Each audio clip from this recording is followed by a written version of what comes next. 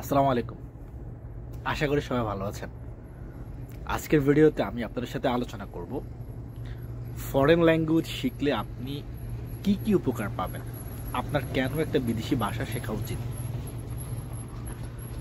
প্রথমত হচ্ছে, আপনি যে ভাষায় কথা বলছেন, মানে বাংলা ভাষা আমরা ধরি, আপনি আপনার এই বাংলা ভাষা যদি আপনি আরো ভালো করে জানতে চান, ভাষাটার নারী নক্ষত্র যদি আরেকটু বুঝতে চান, তাহলে আপনাকে অন্য ভাষা জানতে হবে। অর্থাৎ নিজের ভাষাকে চেনা যায় অন্য ভাষা শিখলে।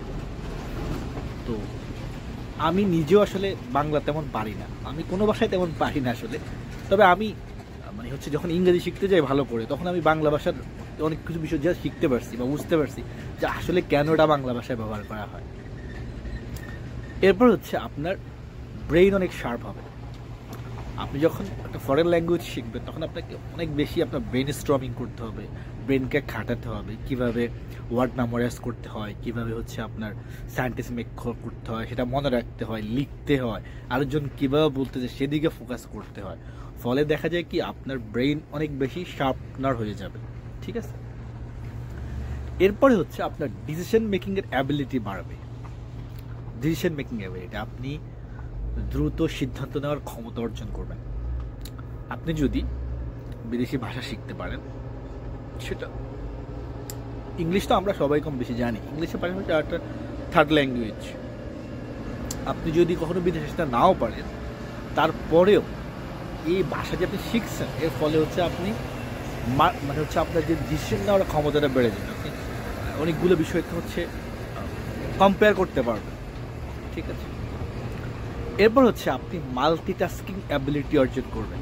একসঙ্গে অনেকগুলো কাজ করার যে সক্ষমতা, সেটা হচ্ছে মাল্টিটাস্কিং।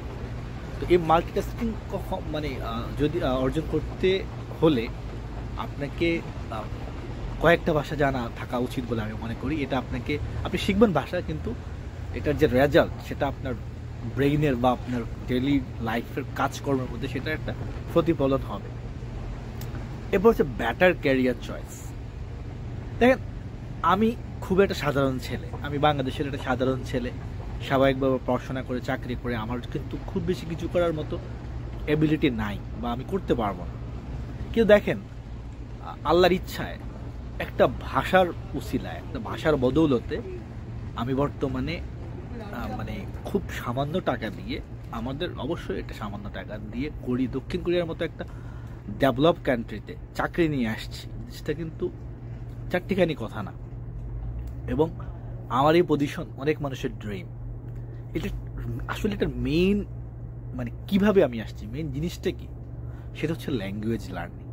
আমি যদি ল্যাঙ্গুয়েজ শিখাকে ভয় পেতাম, আমি যদি পরীক্ষাকে ভয় পেতাম, তাহলে কিন্তু আমি পরীক্ষা পাশও করতে পারতাম না, আর এইভাবে এই দেশেও আসতে পারতাম না। তো ঠিক তেমনি আপনিও যদি ভাষা শিখেন, তাহলে আপনারও মাল্টিটাস্কিং অ্যাবিলিটি, শার্পনের ব্রেন, এরপর হচ্ছে বেটার ক্যারিয়ারের একটা সুযোগ আপনি পেতে পারেন।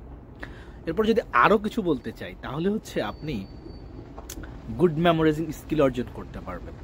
মেমোরি রিকল করার মাধ্যমে, ওয়ার্ড মনে রাখার মাধ্যমে হচ্ছে আপনার মুখস্থ করার সক্ষমতা বাড়বে। ঠিক আছে।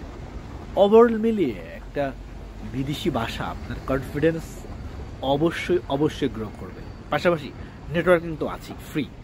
আপনি ভাষা শিখতে গেলে আপনি যাদের সঙ্গে শিখবেন, তাদের সঙ্গে আপনি সেখানে অনেক ফ্রেন্ড সার্কেল পাবেন। তারা বিভিন্নজন বিভিন্ন দেশে যাবে, তাদের সাথে আপনার একটা নেটওয়ার্কিং হবে, ওই টিচারদের সাথে নেটওয়ার্কিং হবে।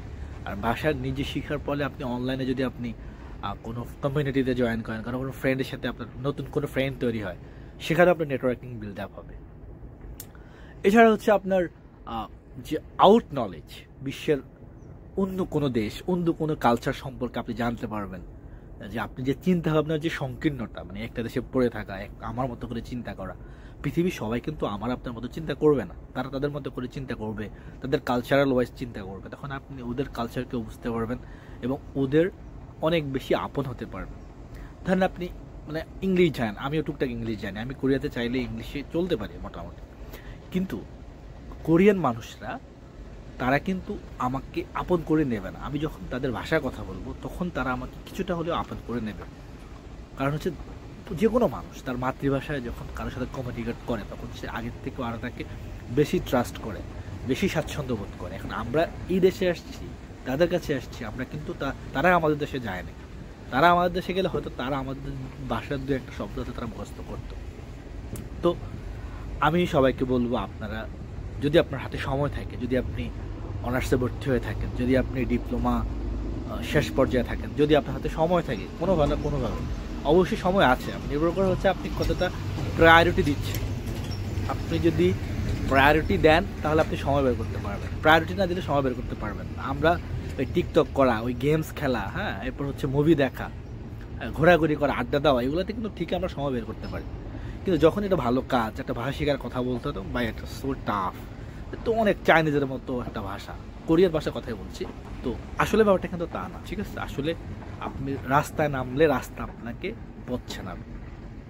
আর আরেকটা বিষয় হচ্ছে যে কোরিয়ান ভাষা কিন্তু চাইনিজ ভাষার মতো এত কঠিন না। কোরিয়ান ভাষার অ্যালফাবেট অল্প এবং এগুলো ইজি।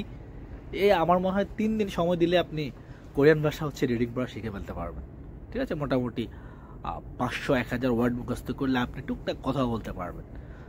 কনফিডেন্স কিন্তু মেক হয়ে যাবে। হ্যাঁ, খুব বেশি কিছু করার কোনো দরকার নেই। তো আমি সবাইকে উৎসাহিত করছি, আপনার হাতে সময় থাকলে ভাষা শিখেন।